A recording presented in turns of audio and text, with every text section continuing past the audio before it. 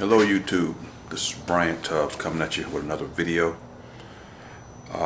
Today I'm going to be discussing halo and stacks. The piece halo I made, I think it was 2 videos prior to this on the making of the halo piece. We are almost finished with it, not quite finished with it. This is it in the initial painting stage. It has concave and convex lines on it, where the front is more concave and the back side is more convex. It has a collar and a base.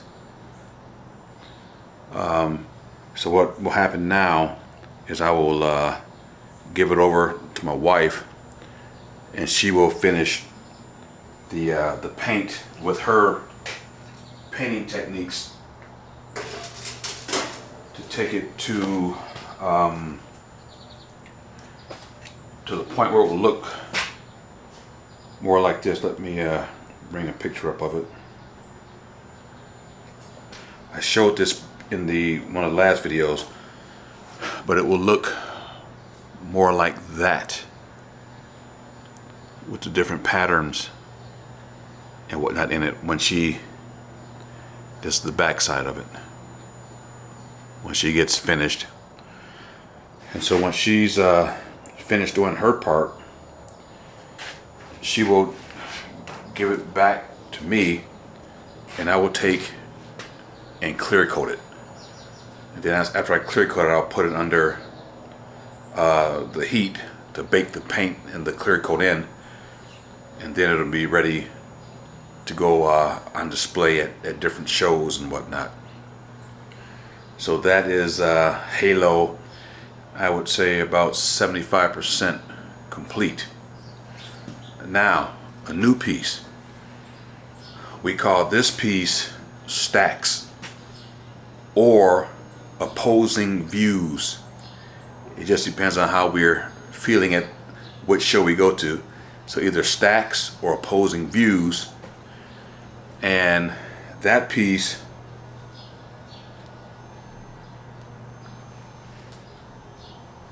looks like this when it's finished. I'm not sure how well you can see that.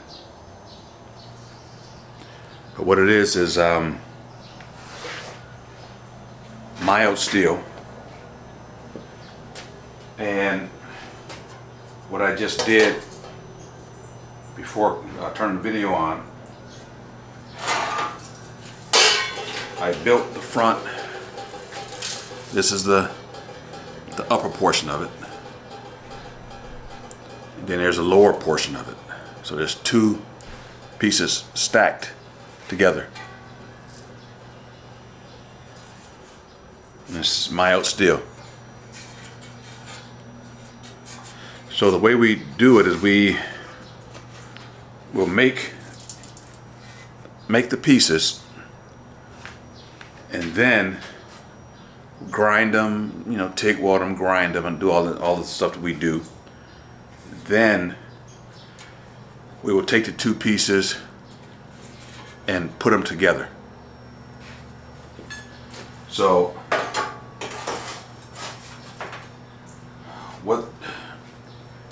what you want to do is try and hide as many of your welds as possible. You want people to come into your booth or your gallery and look at your art and say, how on earth did they do that? How is it possible to do that? And they will always ask, did you glue the pieces together? And we'll say, of course not. They're welded together. And they will say, how are they welded together and we can't see the welds? So this is how we do it. Another secret that I'm revealing to you guys. I can't give you all of the secrets, but I'm giving you as many as I can just to help you guys get to where you want to go with your metal sculpture art. So I'm going to take the clamps off, but the reason I have the clamps on is because I want a tight seal in here. So when you look at it from the side, it's tight. From both sides, it's tight. There's an opening in this area and on the bottom, which is what we want, because we want the two pieces of metal to be together but yet separated, opposing views. One is going that way, one is going the opposite way. So the way we do it is I will make the two pieces.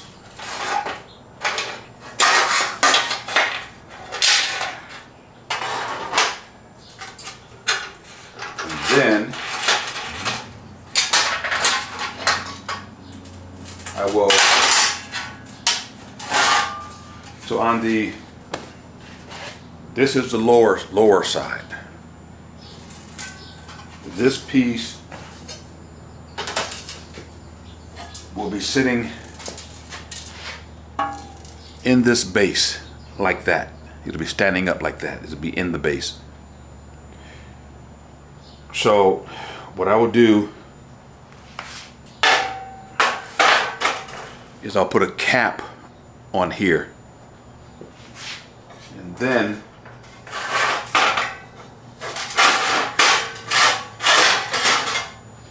it will sit on this plate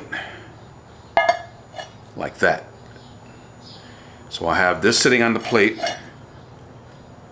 I have a cap on here, and then I have the piece sitting on top of the cap. So the only weld that you will see on this entire piece will be the TIG weld that I will put around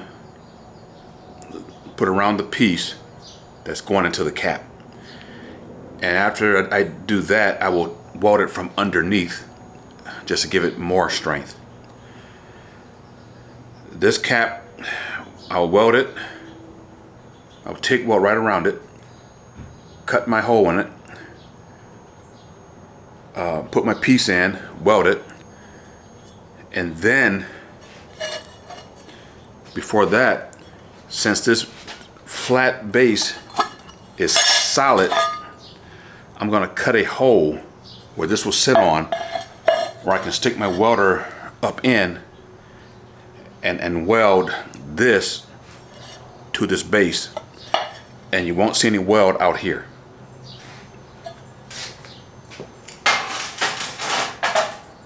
So that's how you would hide those welds, other than that one TIG weld on the top. Just like on Halo, there's only one weld showing,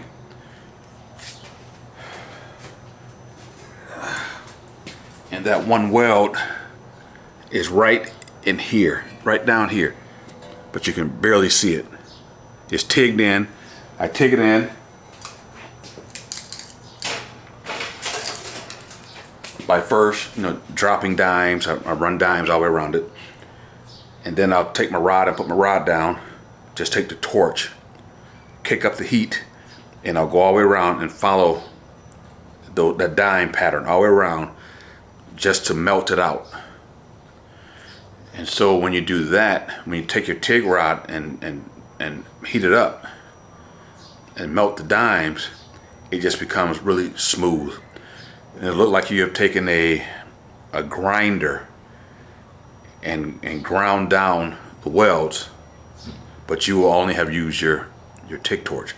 That's another thing that we do that I see most artists don't do, because I can see all these stacked up, globbed up welds on their pieces.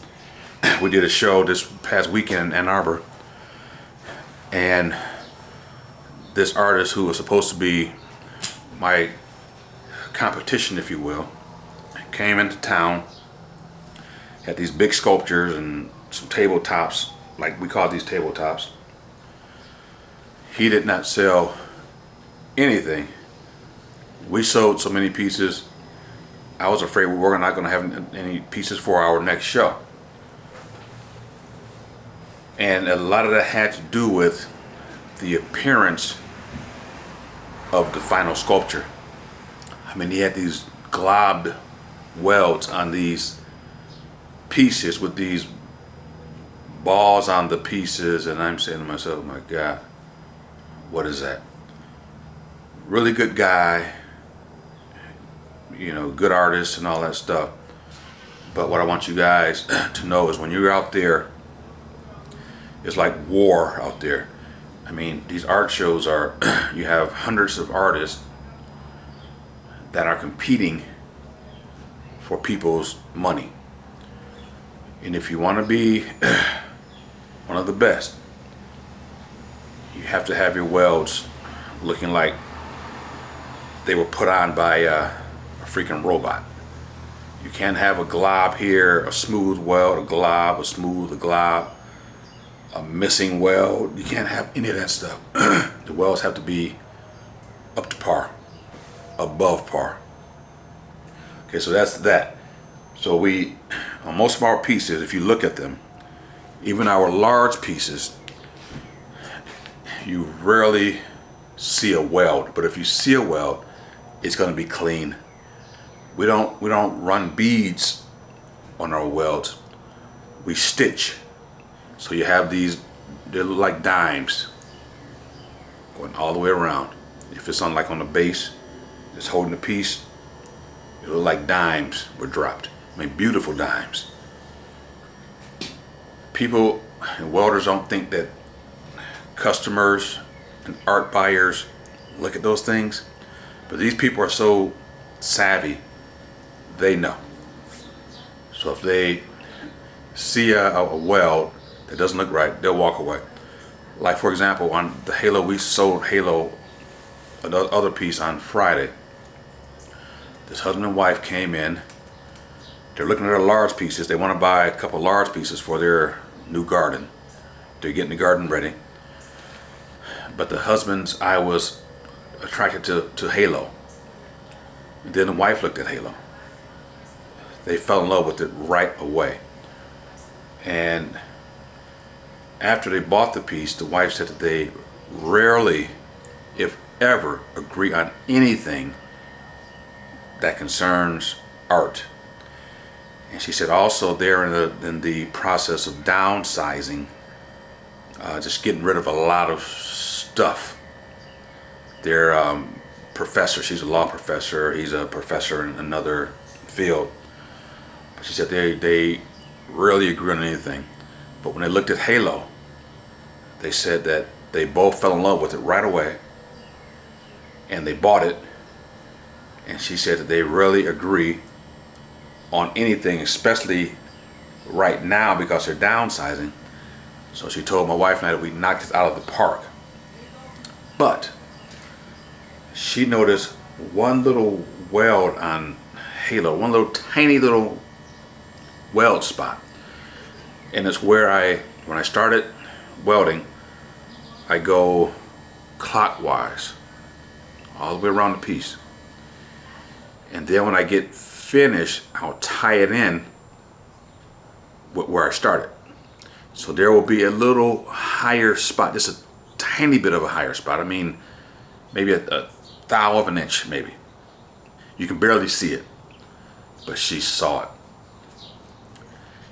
And she brought it to her husband's attention. They both were laughing, of course. But the husband said, that is the artist's rendition. So they were fine with it because they said that's what the artist left. So when the artist says that he or she is finished, that's what's finished. That's the artist's rendition of the piece. So they were happy with it. They purchased it, went on their merry way. A couple hours later, they were back at home. They sent us a picture of it, of its permanent location, on and on and on. But again, I said all of that to say that welds matter.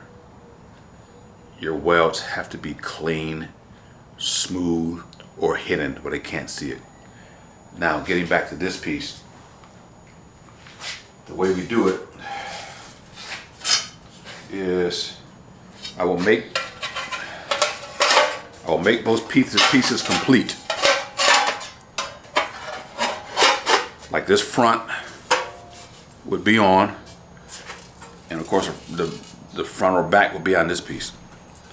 But what I do with this lower piece is I weld everything up solidly. I take it all up, grind it all down. It's finished. It's all finished. With the upper piece, I'll put the face on, and I'll just tack it in a couple places. And then I will weld all the rest of it up solidly. The reason I'm putting this face on, tacking the face on, is so that when I'm welding the back portion of it and the sides, it won't twist or distort, because this front piece is tacked in, holding its shape, holding the piece's shape. So when I get finished welding and grinding it, I can take this front piece out. I'll cut the welds.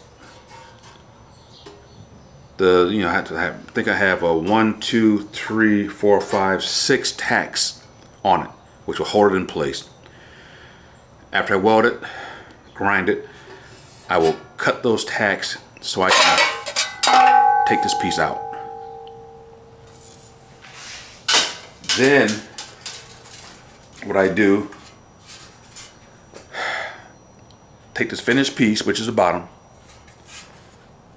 take the upper piece, which is open, put them together. I'll line them up because I want it flush on the sides. I don't want one sticking out and one further in. I want them flush. I want it clean. So then I'll take my clamp it. Then after I do this, I'll put the face back on, the cover, TIG weld it all in, grind it all down, stick it in the base, and finish the piece. And the way I have these this sitting in here, all of my welds will be on the face. It won't be on the top, not on the sides or the bottom. It'll just be right on the face. So that way, I can just take my grinder and just grind right along the face. Smooth line. I won't have to be going up to the top and the sides and the bottom and all that stuff, taking a chance on the grinder slipping and hitting this plate. And once I'm finished, the only weld that you will see will be the weld from this sticking into that plate. I'm just using this as an example. It'll be sitting on it like this. It'll be sitting down in there, probably a ½ inch. And that'll be the only weld that you will see is right there, but it'll be clean. Okay guys, just wanted to give you another quick tip on how we do this art thing. We have another show coming up this weekend, which will be July 29th and 30th at Orchard Lake. And I was on the news, on Monday, this past Monday, on the 9, which is Fox 2 News, on there with the promoter of the show, just letting people know what the show is going to be about, and come by my booth because I will be the featured artist there. So it was a good time. It was interesting just seeing how they have the newsroom set up and how they had us in the green room waiting to go on. Then once we got in there, we were in studio. I think it was Studio 2. They have multiple studios, and it was interesting. It's just interesting. All right, guys. Well, let me get to work. And when I get this finished, if I have the opportunity, I'll make another video before it goes to paint, so you can just see what it looks like in the raw. Alright guys, well I will see you on the next video. Have a good day. Peace out.